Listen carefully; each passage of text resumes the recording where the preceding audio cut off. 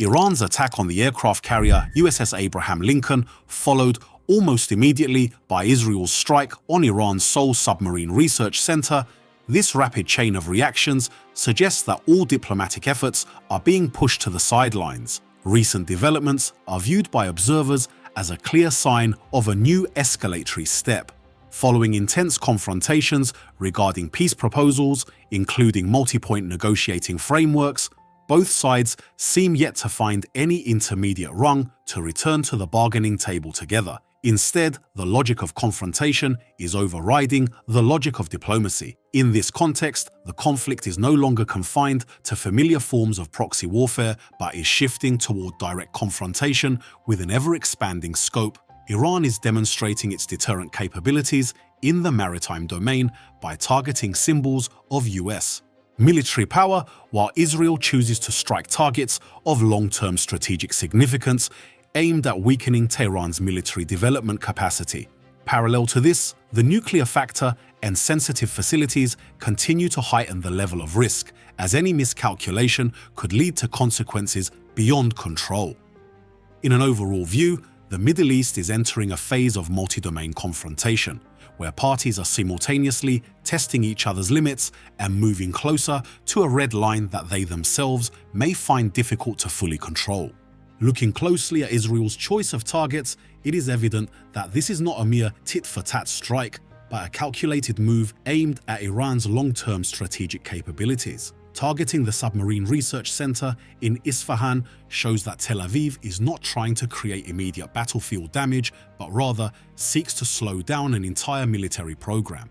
In Iran's power structure, submarines are not just conventional naval assets, they are crucial asymmetric deterrence tools, especially in the Persian Gulf environment, where narrow and complex geography makes large US forces vulnerable.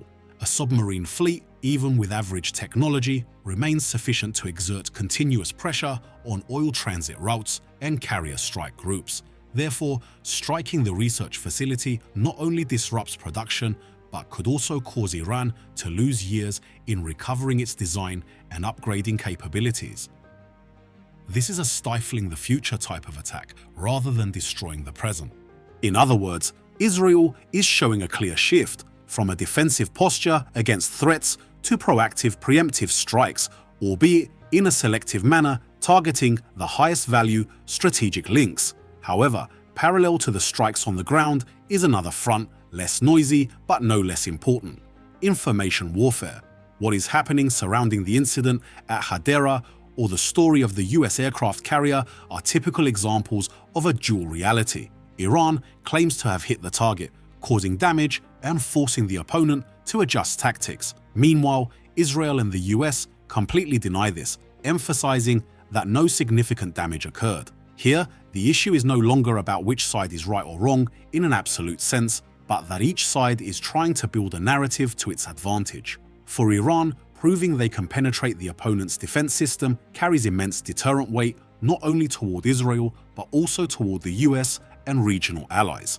Conversely, for Israel and the US, asserting that nothing happened is a way to maintain an image of invulnerability, avoiding negative psychological effects both domestically and on global energy markets.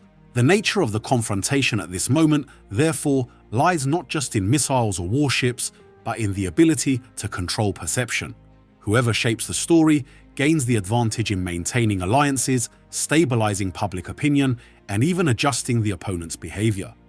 This is a form of warfare where the boundaries between information, propaganda, and truth become extremely fragile. But perhaps the factor making the entire picture more dangerous than anything else lies elsewhere: the nuclear risk. The case of the Bushehr plant is a notable example. Although not directly attacked, a projectile falling near this area was enough to trigger warnings from the International Atomic Energy Agency. This shows that the gap between safety and disaster is actually not as large as many might think. The issue here is that nuclear facilities are not conventional military targets. A small mistake, a stray hit, or a poorly timed decision could all lead to consequences far beyond the regional scope. Meanwhile, the role of international organizations like the IAEA remains quite limited in the context of hot conflict, as they can warn but cannot directly intervene in the behavior of the parties involved.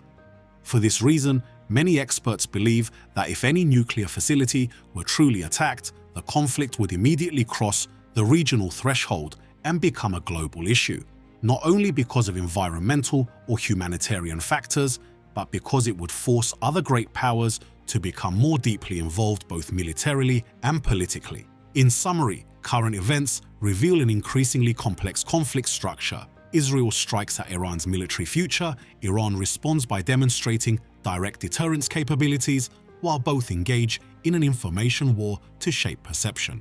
And behind it all, the nuclear factor still hangs like a dangerous limit. Once crossed, the entire chessboard will change in a way that no side can truly control.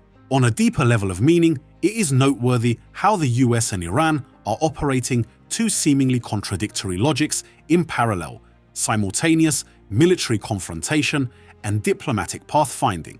Washington maintains a clear military presence in the region, with carrier strike groups like the USS Abraham Lincoln serving as direct deterrents. This is not just a military tool, but a political signal. The US has not withdrawn from the Middle East and remains ready to intervene if core interests are threatened. However, at the same time, the US side continues to send signals about the possibility of negotiations through indirect diplomatic channels. The problem lies in the fact that, from Tehran's perspective, these signals hold little value. Iran argues that dialogue cannot be discussed while military pressure remains permanently present. The concept of diplomacy under pressure is thus rejected by them from the outset. The core conflict here does not lie in whether the two sides want to negotiate, but in the fact that they are approaching negotiations using two completely different frames of reference. For the US, military pressure is leveraged to force the opponent to the table. But for Iran, that very pressure destroys any basis for trust. As a result, the two sides are still talking but not truly communicating. Each understands negotiation according to its own logic, rendering all diplomatic channels fragile. In that context, the maritime space emerges as a new hotspot, where strategic calculations are most clearly expressed. The presence of the USS Abraham Lincoln carries not only pure military significance, but is also a symbol of American power. Yet, precisely because it is highly symbolic, it also becomes an ideal target for Iran's deterrence strategy. Unlike the US, Iran does not seek confrontation in a symmetrical manner. Instead, they maximize asymmetric warfare means, from long-range cruise missiles to suicide high-speed boats. In environments like the Persian Gulf or the Sea of Oman, where space is narrow and traffic density is high, small, hard-to-detect vessels can create significant pressure on large warships. This reflects a familiar trend in modern warfare. High technology does not equate to invulnerability. An aircraft carrier worth billions of dollars can still be put at risk by low-cost but unpredictable threats. It is this asymmetry that makes all calculations more complex, as neither side can fully control the progression once conflict erupts at sea. Looking at the big picture, it can be seen that the current conflict is escalating, but in a very specific way. The parties are still trying to keep it below the threshold of total war. Strikes are chosen intentionally to avoid crossing clear red lines, yet remain strong enough to send a deterrent message. However, this calculated restraint harbors a major risk: the danger of miscalculation. As parties continuously test each other's limits, just one wrong assessment of the opponent's intent or capability could cause the entire fragile balance to collapse. A misunderstood attack, an over-evaluated response, all could become catalysts for a spiral of escalation beyond control. Therefore, what is unfolding in the Middle East is no longer proxy war. In the traditional sense, proxy forces still exist, but the roles of the main actors are becoming increasingly direct and clear.